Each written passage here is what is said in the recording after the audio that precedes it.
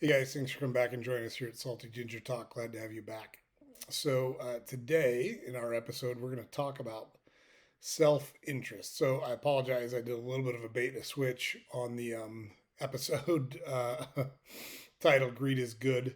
For those that don't remember, there was the movie Wall Street in the 80s when the go go 80s were at their height and yuppies and making money and cocaine and a lot of other things that might not necessarily have been great or super popular, but there was a character, the main character, Gordon Gekko, in Wall Street, stood up in front of a group of investors and said, "Greed is good." So I don't know if it's good or bad, but I can tell you it's very normal. And it is one of the things that motivates people to take the actions that they take, especially in a free market economy. But I think a lot of times it gets painted entirely negative, but I would ask you to set your emotions about the word greed aside and think about it logically for a second and think about all the decisions that you make on a day to day basis and ask yourself how many of them are done from a completely selfless place and how many of them are done from a place of looking out for what is in your personal best or self interest. Um, we can talk through some examples of that. And again, so when I say that, I think most people apply negative connotation to your own or best self interest. Um, and I don't think that's the right way to think about it. So I think about it from an economic perspective, and it's widely attributed back to Adam Smith, who lived in the 1700s and wrote a very influential and well known book called Wealth, the Wealth of Nations. And so Adam Smith is an economist. And Adam Smith is one of the first to make the argument that a free market economy is by far the most successful economy, an economy made up of markets that exist for traders to offer their services or buyers to look for those goods or services. And self interest played a big part in his theories. So, what is self interest? Let's just define it real quick to take the emotions out of it. Self interest basically refers to any actions that elicit a personal benefit. You do something because you think it's good for you. Now, that can be overt and financially driven, or it cannot be overt and financially driven. It might just be something that's good for you personally, like exercising or eating well or getting enough sleep or writing in your journal.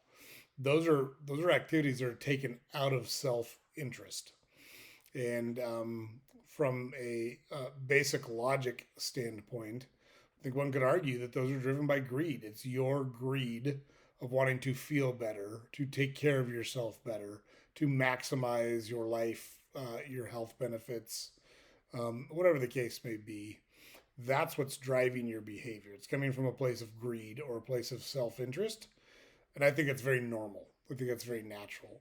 Where it becomes problematic, we'll talk about a little bit later, is when you're willing to do things that are widely considered unethical or just on their face or unethical in order to advance your own self interest. And that's where it gets emotional, and that's where you start getting into varying degrees of um, how people think about it. So, what I think is moral and ethical may be different than what you think is moral and ethical in a specific situation. And there may be times where I'm much more comfortable pushing an envelope than you are, or there may be times where you're much more comfortable pushing an envelope than I am. And I don't know that there's a right or wrong there. I think it's a healthy debate in those instances, but it's still all around self interest. So I think it's important to keep that in mind. And so Adam Smith writes The Wealth of Nations. Self interest is a big contributor to what he called the invisible hand theory. And in free markets, his theory was that there's an invisible hand that directs the allocation of resources in that economy or in that market. And the invisible hand is driven largely through every actor's own self interest. So when entities or people make economic decisions in a free market economy, they're going to base those off of their own self interests. And those self interests are actually going to manifest themselves in unintended but positive benefits for the economy at large. So, John D. Rockefeller founded Standard Oil. He was ruthless in how he grew that business into the juggernaut it became. But he also, in fact, provided oil to all the houses in America at one point. And there was a huge benefit to that. It kept people warm, it kept lights on, so it extended the day. They could read, they had more time together as a family. All of those were unintended positive benefits from one man's very grandiose self interest. So, and then I think when you look at it, it's hard to find someone who becomes uber wealthy, like mega rich, that doesn't wind up becoming philanthropic. Because I would argue that a lot of times they have to do some pretty questionable things to get to where they're at, and then they get to where they're at and say, "Shoot, I don't know if this is all worth it or not." I did some stuff I'm not super proud of, and I'd like to atone for what they consider sins by being philanthropic and using some of that money to do good things in the world, which also is driven out of self interest when you stop and think about it, because they're essentially trying to make themselves feel better. I mean, you can go all the way back to the Middle Ages and, buying absolution and buying forgiveness from the church.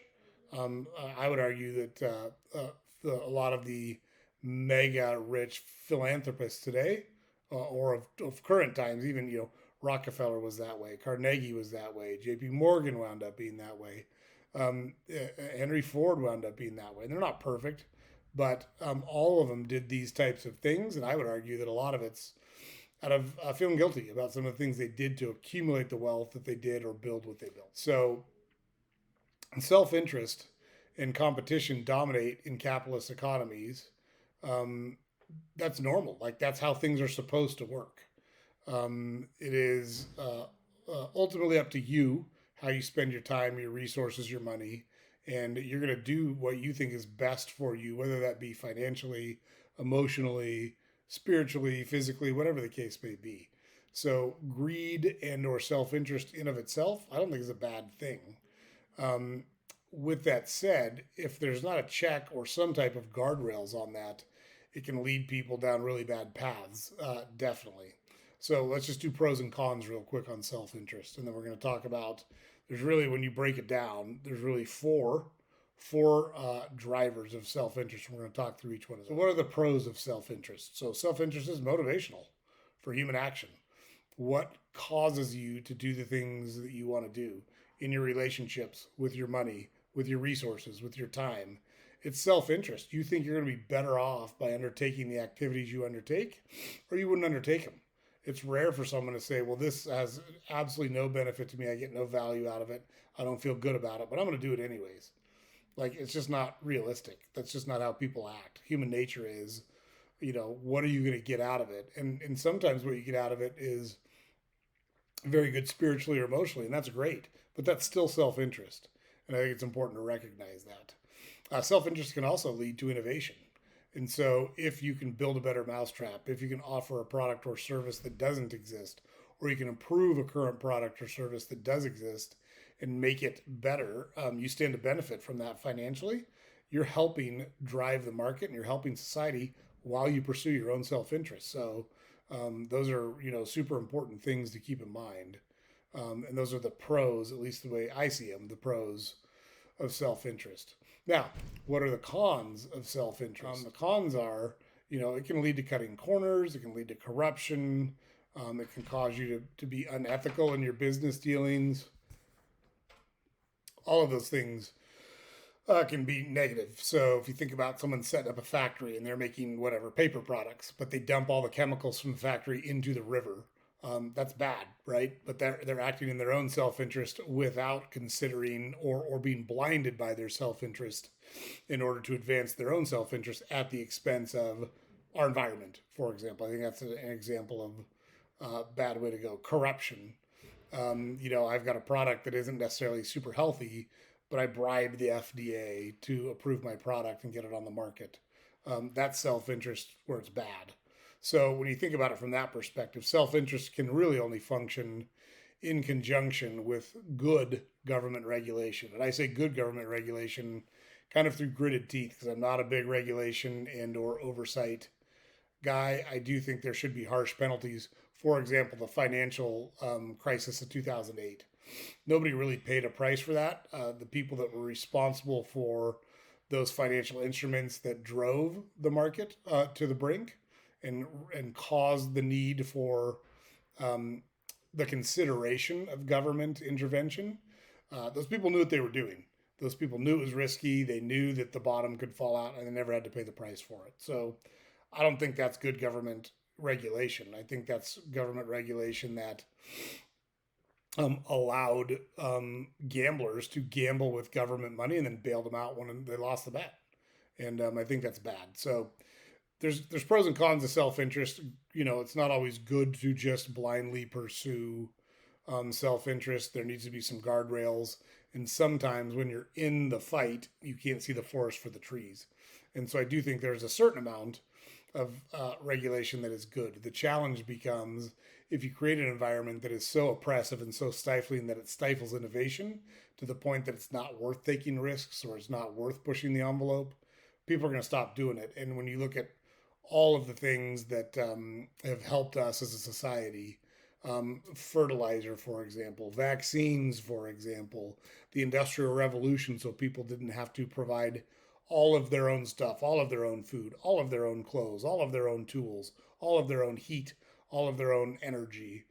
The Industrial Revolution changed all that. That was all through innovation, and that was all pursued by self interest because of self interest. So there needs to be a balance between the two. I would argue there's way more regulation now than there needs to be, and we are in a nanny state where we need to get rid of a lot of these regulations that just make no sense. For example, why do you need a license to be an interior designer? I don't know, but you do. That's anti competition regulation, and it's foolish. Like nothing bad's going to happen if you don't like the design of your house. If you do bad as a designer, you'll eventually go out of business. Now, being a doctor, yeah, there needs to be more regulation in a field like that, or a pilot, or an airline, for sure, right? But there's so much bullshit regulation that just doesn't need to exist now. I think it's important to take a look at that at some point. Now, what are the four drivers of self interest? This is very interesting. I found this in a book called What Got You Here Won't Get You There. And so I've been fortunate to advance in my career to the point now that I'm the CEO of a company. And as you move up the ladder, the things you did to be successful in your previous role don't necessarily apply to your current role or the future roles that you're going to take on. And you have to understand what it is you have to change. A lot of it is what do you stop doing versus what you have to do different or what you have to do new going forward. But understanding what motivates people is one of the biggest things you need to understand as a leader. And I think he did a really good job in that book, What Got You Here Won't Get You There. It's by Marshall Goldsmith. And he argues, which I agree with, there's four drivers of self interest: money, power, status, popularity.